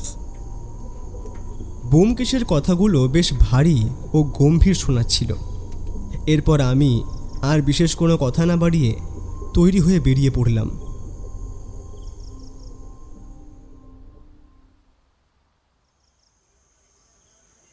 নবগ্রাম থানায় পৌঁছানোর পর ওখানকার বর্তমান যে বড়বাবু, সে ব্যোমকেশকে দেখে বেশ সমীহ করলেন। তবে ব্যোমকেশ বেশি সময় না নিয়েই সে সোজা বড়বাবুর টেবিলের সামনে বসল। ব্যোমকেশের কথা শুনে নবগ্রাম থানার বড়বাবু বেশ হাসি মুখে বললেন, আপনাকে সহযোগিতা করতে পারলে সে তো আমার সৌভাগ্য ব্যোমকেশবাবু। আমি কি করতে পারি আপনার জন্য? গত 20 বছরের মধ্যে এই 3 জন ব্যক্তি, অর্থাৎ অমিয়ভূষণ বাবু, বিনোদ বিহারী বাবু আর রজনীকান্ত বাবু, এদের নামে কোনো অপরাধের অভিযোগ জমা পড়েছিল কিনা, কিংবা কোনো অপরাধের ঘটনায় এরা সাক্ষী ছিলেন কিনা, সেই রেকর্ডটা আমার দরকার। 20 বছর আগের রেকর্ড? কিন্তু ব্যোমকেশবাবু, এরা কারা? অমিয়ভূষণ বাবু নবগ্রাম বিদ্যালয়ের অঙ্কের শিক্ষক ছিলেন, আর বাকি 2 জনের মধ্যে একজন ছিলেন ম্যানেজিং কমিটির প্রধান আর একজন হেড ক্লার্ক। এই 3 জনই একই বিদ্যালয়ের সাথে জড়িত। বিদ্যালয়ের সাথে জড়িত যখন, তাহলে তো অত্যন্ত সম্মানিত ব্যক্তি ছিলেন তারা। এদের নামে কোনো অপরাধের রেকর্ড থাকবে কেন? সম্মানিত ছিলেন কিনা সেটা পরের প্রশ্ন বড়বাবু, কিন্তু একটা বিষয় পরিষ্কার বুঝুন। পরপর এই যে 3টে খুন হলো, এবং প্রতিটা লাশের পাশে একটা করে জ্যামিতিক চিরকুট, যেমন বিন্দু, সরলরেখা, ত্রিভুজ পাওয়া গেল, এটা কোনো সাধারণ খুন নয়, এটা একটা সিরিয়াল কিলিং। ব্যোমকেশের কথাটা শেষ হতেই বড়বাবু বেশ থতমত খেয়ে গেলেন। Serial killing? সে তো বিদেশি গল্পে থাকে শুনেছি। এদেশেও যে এরকম অপরাধ হচ্ছে জানা ছিল না তো। জানা ছিল না যখন তখন জানুন। সিরিয়াল কিলিং যারা করে তারা আসলে সুস্থ মানুষের মতো দেখতে হলেও সুস্থ নয়। এই অপরাধী একটা নির্দিষ্ট মানসিক বিকার আর নিখুঁত উদ্দেশ্য নিয়ে পরপর এই 3 জনকেই শেষ করেছে। আমাদের তার পরবর্তী চালটা আটকাতেই হবে, কারণ আমার মনে হচ্ছে এরপর অন্য কেউ খুন হতে চলেছে, যিনি এই বৃত্তের বাইরে নন। ব্যোমকেশের মুখের সিরিয়াল কিলিং শব্দটা শুনে বড়বাবুর কপালে এবার চিন্তার ভাঁজ পড়ল। তিনি আর একটুও দেরি না করে কনস্টেবলকে ডেকে 12 থেকে 20 বছর আগের ধুলোবালি জমা সেই পুরনো কেস ডায়েরি আর রোজনামচা বের করার নির্দেশ দিলেন। টেবিলের ওপর পুরনো ফাইলের স্তূপ জমল। তারপর ব্যোমকেশ আর বড়বাবু মিলে পাতা উল্টাতে লাগলেন। বেশ খানিকটা সময় পার করার পর হঠাৎ একটা হলদে হয়ে যাওয়া নথির ওপর ব্যোমকেশের আঙুল গিয়ে থমকে গেল। এই তো পেয়েছি বড়বাবু, এটা দেখুন। হ্যাঁ, ঠিকই তো। আজ থেকে ঠিক 12 বছর আগের একটা ফাইল। সেখানে স্পষ্ট লেখা আছে বলরাম চৌধুরী নামের এক অত্যন্ত অল্প বয়সী মেধাবী ছাত্র। নথিতে তার বয়স লেখা মাত্র 17 বছর। এই 3 ব্যক্তির বিরুদ্ধে স্কলারশিপের টাকা জালিয়াতি ও চুরির লিখিত ফাইল এফআইআর করতে এসেছিল। কিন্তু তার ঠিক নিচের নোটে লেখা রয়েছে, তৎকালীন বড়বাবু অবিনাশ দত্তের নির্দেশে সেই কেস ফাইলটি চিরতরে বন্ধ করে দেওয়া হয় এবং ছেলেটিকে মানসিক ভারসাম্যহীন ও প্রতারক সাজিয়ে থানা থেকে তাড়িয়ে দেওয়া হয়। থানার বড়বাবু এক নাগাড়ে কথাগুলো বলার পর চুপ করলেন। আমি আর ব্যোমকেশও রীতিমতন অবাক হয়ে গেলাম সম্পূর্ণ ঘটনাটা শুনে। ফাইলের নিচে অবিনাশ দত্তের সেই সইটা দেখেই ব্যোমকেশের মাথায় বিদ্যুৎ খেলে গেল। এবার তার চোখ দুটো চকচক করে উঠল। অজিত, চতুর্থ ব্যক্তির সন্ধান কিছুটা হলেও অনুমান করতে পারছি। জ্যামিতির 3টে কোণ এতক্ষণে একটা চতুর্ভুজে পরিণত হলো। বিন্দুর পর সরল রেখা, সরল রেখার পর ত্রিভুজ, আর ত্রিভুজের পর এবার চতুর্ভুজ। কোনই তার 3 খলনায়ককে শেষ করেছে, কিন্তু যে আইনের রক্ষক টাকার লোভে 17 বছরের একটা ছেলের জীবন ধ্বংস করে দিল।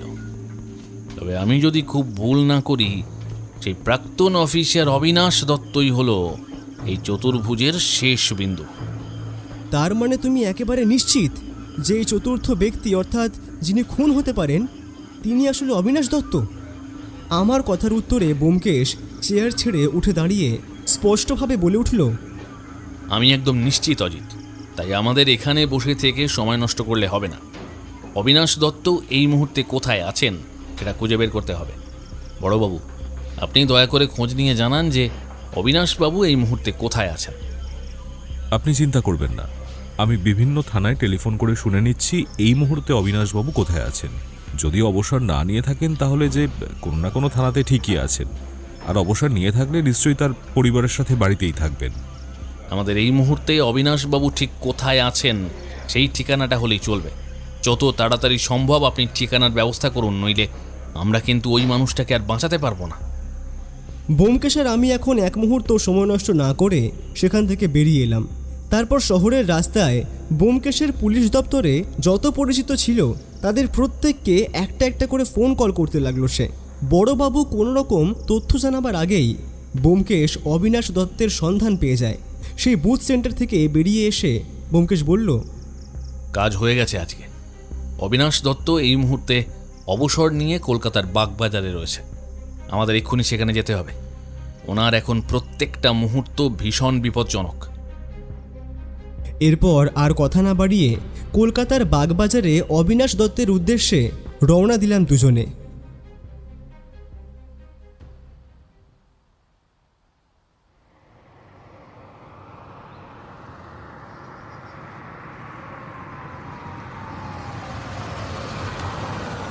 বিকেলের দিকে যখন আমরা অবিনাশবাবুর বাড়ির সামনে ট্যাক্সি নিয়ে দাঁড়ালাম, দেখলাম বাড়িটা খুব একটা বড় নয়, বেশ ছোটোখাটো মতন। একজন ঘুষখোর অফিসারের বাড়ি এত ছোট হতে পারে সেটা আমার ধারণা ছিল না। সেই বাড়ির সদর দরজা পেরিয়ে যখন আমরা ঘরের দরজার কাছে পৌঁছালাম, তখন দেখলাম দরজা লাগানো। কড়া নাড়তেই একজন পরিচারক বাইরে বেরিয়ে এলো। সেই পরিচারক মুখে কিছু বলল না। ভেতরে অবিনাশবাবু আছেন, ওনার সাথে জরুরি দরকার। দরজার থেকে সরে দাঁড়িয়ে ভেতরের দিকে হেঁটে যেতে লাগলো। আমরাও পিছু নিলাম সেই পরিচারকের। ড্রয়িং রুমে যখন আমরা পৌঁছলাম, তখন প্রাক্তন এই পুলিশ অফিসার ইজি চেয়ারে বসে খবরের কাগজ পড়ছিলেন। বৃদ্ধ হলেও তার সেই চওড়া গোঁফ আর অহংকারী মেজাজটা এখনও যায়নি। ব্যোমকেশকে দেখে তিনি রুক্ষ গলায় বললেন, আপনারা কারা? আমার এখানে কি চান? আমি ব্যোমকেশ বক্সী, সত্যান্বেষী ব্যোমকেশ বক্সী। ব্যোমকেশ নামটা শোনা মাত্রই বেশ হচ্চকিত হয়ে গেলেন অবিনাশবাবু। তৎক্ষণাৎ তিনি সোজা হয়ে বসলেন। ব্যোমকেশ বক্সী আমার বাড়িতে এই সময় কেন? নিশ্চয়ই কোনো তদন্তের জন্য। দেখুন ব্যোমকেশ বাবু, আমি অবসর নিয়েছি। আমি আপনাকে কোনোভাবে কোনো কিছুতে মনে হয় সহযোগিতা করতে পারবো না। আর তাছাড়া আপনি টেলিফোন না করেই চলে এসেছেন, সেটাই তো আমাকে ভীষণ অবাক করছে। আপনি আগে শান্ত হন অবিনাশবাবু, আপনার সাথে আমাদের জরুরি কথা আছে। আর তাছাড়া কোনো রকম কোনো কেসে সহযোগিতা করার জন্য আমরা আপনার কাছে আসিনি। সহযোগিতার জন্য আসেননি? তাহলে? আপনার জীবন বিপন্ন অবিনাশবাবু, আর তাই আমরা আপনার প্রাণ বাঁচাতে এখানে এসেছি। আমার প্রাণ বিপন্ন? সত্যি ব্যোমকেশ বাবু, আপনি হাসালেন। কিন্তু এই তো মাত্র হাতে গোনা কয়েকটা বছর আছে। আমাকে আর এই বয়সে এসে কে মারতে চাইবে বলুন তো? বলরাম চৌধুরী। বলরাম চৌধুরী? হ্যাঁ, বলরাম চৌধুরী আপনাকে মেরে ফেলতে চায়। সে আবার কে? এরকম নামে তো এই মুহূর্তে কাউকে মনে পড়ছে না। মস্তিষ্কে জোর দিন অবিনাশবাবু, দেখবেন ঠিক মনে পড়ে যাবে। তবে একটু কষ্ট করে মনে করতে হবে।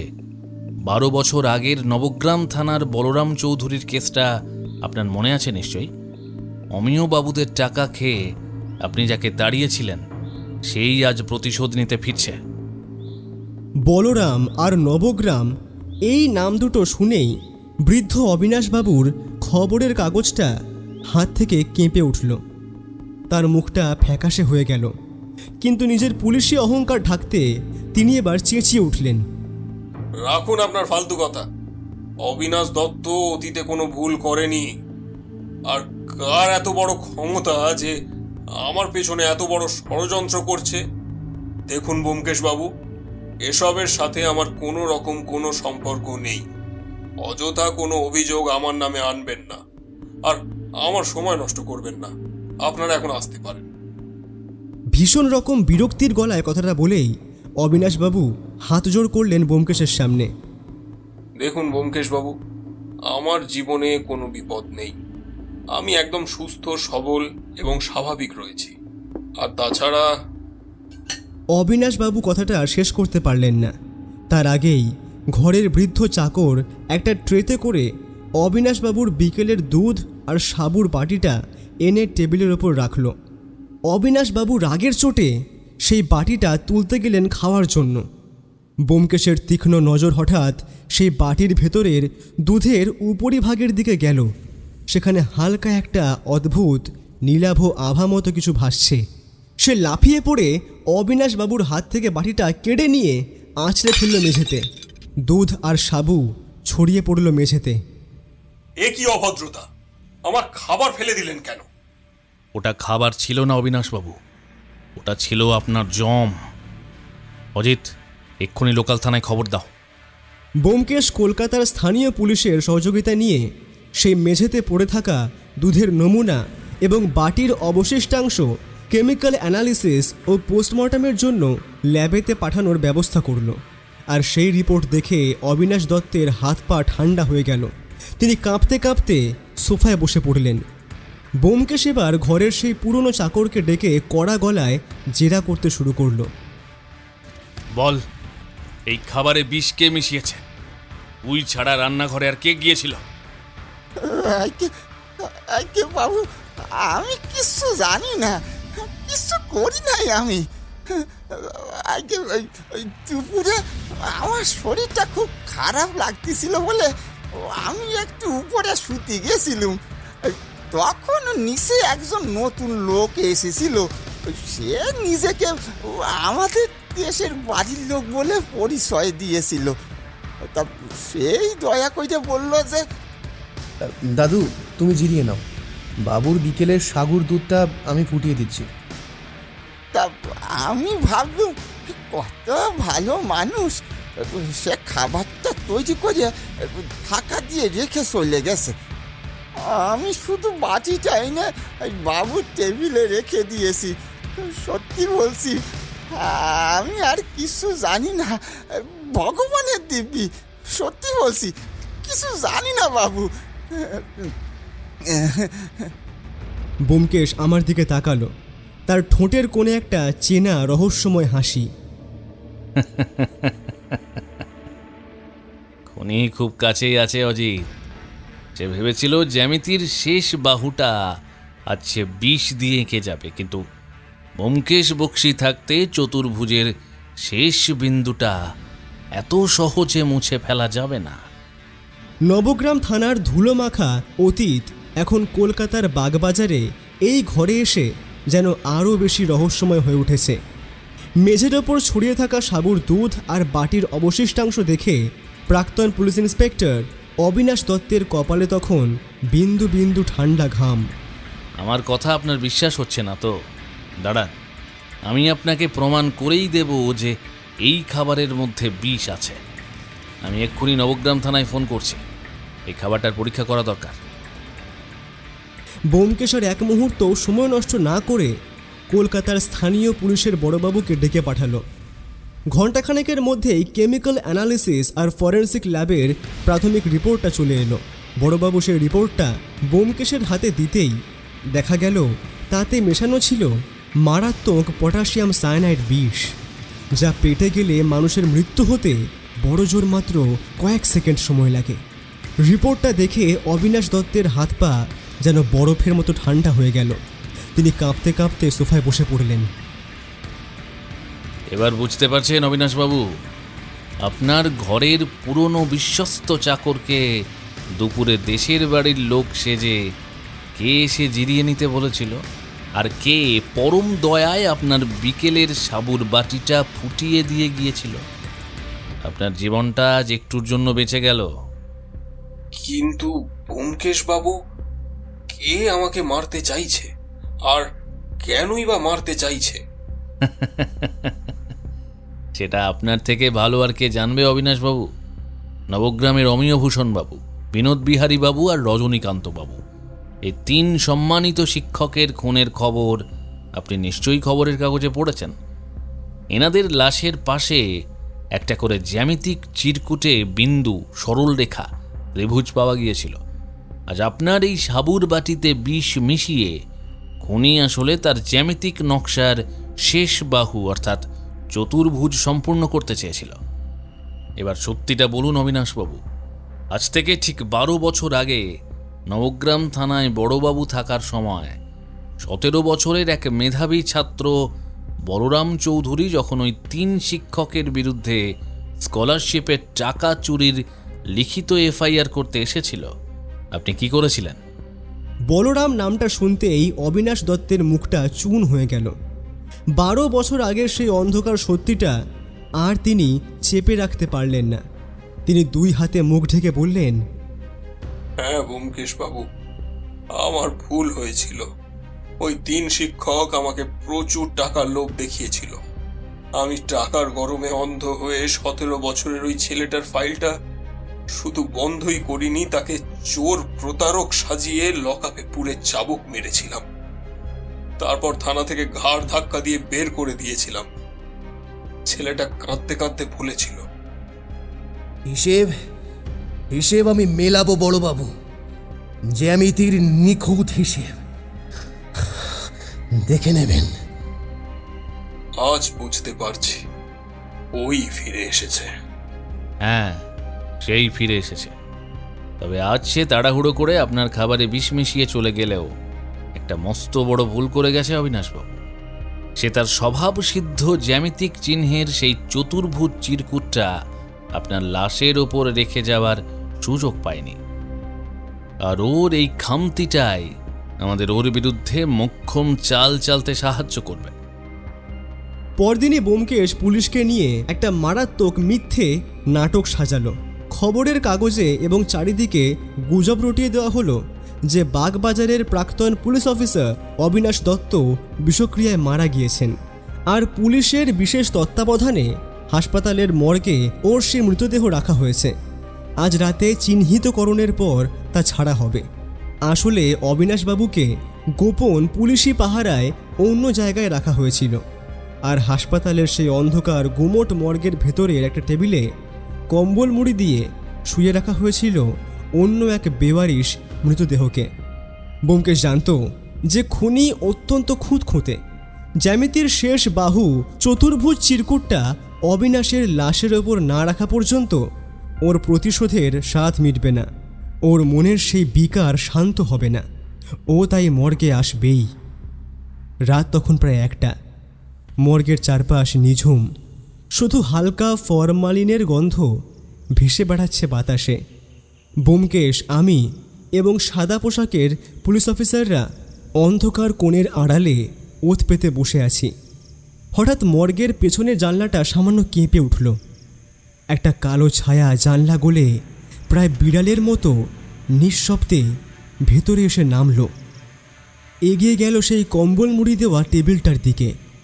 পকেট থেকে একটা 4 কোনা সাদা কাগজ বের করে যেই সে ওই মরাটার বুকের ওপর রাখতে গেছে, অমনি ব্যোমকেশ দেওয়ালের মেন সুইচটা অন করে দিল। তীব্র আলোয় মর্গ ভেসে উঠল। চারপাশ থেকে পুলিশ রিভলভার উঁচিয়ে খুনিকে ধরে ফেলল। ধরা পড়ে সেই লোকটা। এক মুহূর্তের জন্য সে চমকে গেল। অবিনাশের বদলে অন্য লাশ দেখে ওর চোখ দুটো ছিটকে বের হওয়ার উপক্রম। পুলিশ ওর ছদ্মবেশী পরচুলা আর আলগা দাড়ি গোঁফ টেনে খুলতেই স্তম্ভিত হয়ে গেলাম আমি। চিৎকার করে বললাম, এ কি, এ তো নবগ্রাম স্কুলের সেই লাইব্রেরিয়ান সুবীরবাবু। রবিরবাবু নন অজিত, ওনার আসল নাম বলরাম চৌধুরী। নবগ্রাম থানার বড়বাবু যখন বলেছিলেন যে সিরিয়াল কিলিং তো বিলাতি বইয়ে থাকে, তখন আমার মাথায় হঠাৎ একটা খটকা লেগেছিল যে নবগ্রামের স্কুলের লাইব্রেরিতে এই সুবীরবাবুই এক বিদেশি ক্রাইম থ্রিলার পড়ছিলেন। তখনই বুঝলাম স্কুলের লাইব্রেরিতে বসে সুবীর আসলে এই 4টে খুনের নিখুঁত পরিকল্পনা তৈরি করছিল। পুলিশের বড়বাবু আর ব্যোমকেশ এবার বলরামকে একের পর এক প্রশ্নে কোণঠাসা করতে লাগলেন। বলরাম, এবার তোমার মুখে সম্পূর্ণ ঘটনাটা স্বীকার করো। তুমি এই 4 জন মানুষকে কিভাবে মারলে, আর এই মারাত্মক বিষ তুমি কোথায় পেলে?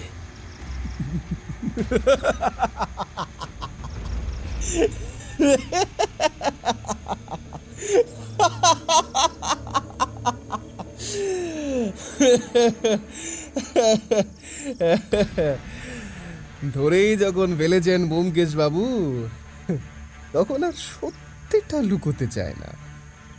হ্যাঁ হ্যাঁ, আমি বলরাম 12 বছর ধরে আমি লাশ কটা ঘরের ডোমের কাজ করেছি। কখনো হাসপাতালের ল্যাবে ঝাড়ুদার সেজেছি, সেখান থেকেই আমি এই সায়ানাইড আর আর্সেনিকের মতো মারাত্মক বিষের যোগান করা শিখেছি। আমি এমনির ছাত্র, আমি জানতাম বিষের পরিমাণ একটু এদিক ওদিক হলেই হিসাব মিলবে না। বলরাম এবার তার চোখ দুটো বড় বড় করে ওর খুনের পদ্ধতি বলতে লাগলো। অমিয়ভূষণ বাবু রোজ রাতে ইনসুলিন নিতেন। আমি ওর ইনসুলিনের ভায়ালে সায়ানাইড মিশিয়ে দিয়ে এসেছিলাম। সেটা ছিল বিন্দুর মতো একটা সূক্ষ্ম আঘাত। বিনোদ বিহারী বাবু রোজ সকালে গঙ্গার ধারে হাঁটার পর ডাবের জল খেতেন। এই ডাবওয়ালার সঙ্গে খাতির জমিয়ে আমি ডাবের ভেতরে জল সিরিঞ্জ দিয়ে বিষাক্ত করে রেখেছিলাম। আর রজনীকান্ত বাবু তো পানির নিচে বুদ হয়ে থাকতেন।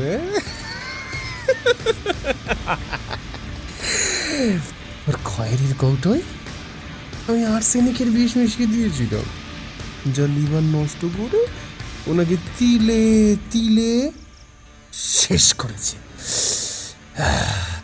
সেটা ছিল ত্রিভুজ। আজ জ্যামিতির শেষ বাহু সম্পূর্ণ করতে এই অবিনাশ দত্তর সবুতে পটাশিয়াম সায়ানাইড দিয়েছিলাম, কিন্তু আজ অসমাপ্ত থেকে গেল অসমাপ্ত। কিন্তু আইন হাতে তুলে নেওয়ার এই নৃশংস অধিকার তোমাকে কে দিল? নৃশংসতা?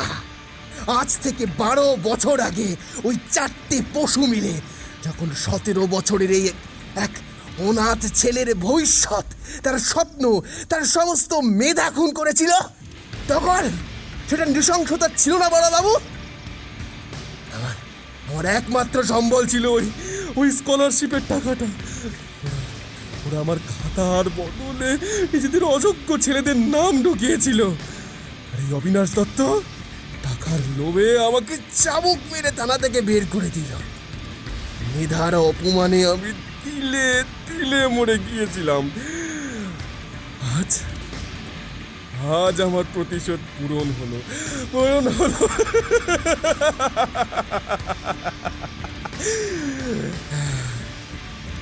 বলরামের স্বীকারোক্তি শেষ হতেই মর্গের ভারী বাতাস যেন যন্ত্রণায় গুমড়ে উঠল। ইন্সপেক্টর এগিয়ে এসে ওর হাতে হাতকড়া পরালেন। বলরাম তাতে কিন্তু কোনো রকম বাধা দিল না। সে শান্তভাবে পুলিশের সঙ্গে দরজার দিকে এগিয়ে গেল। যাওয়ার আগে ব্যোমকেশের দিকে তাকিয়ে এসে বলল, ব্যোমকেশ বাবু, আপনি অপরাধীকে ধরলেন ঠিকই, কিন্তু মেধার বিচারটা কি করতে পারলেন?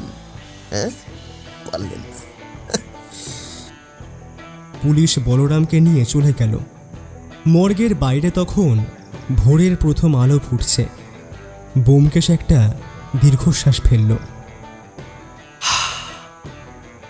আইন নিজের চোখে ঠুলি পরে অপরাধ পরিমাপ করে অজি, কিন্তু প্রকৃতির নিজস্ব একটা জ্যামিতি আছে, সেখানে পাপের হিসাব কোনো না কোনো দিন মিলবে। বলরাম চৌধুরী আইনের চোখে খুনি হলেও সমাজের বুকে সে একটা জ্যান্ত ট্র্যাজেডির জ্যামিতিক নকশা এঁকে দিয়ে গেল।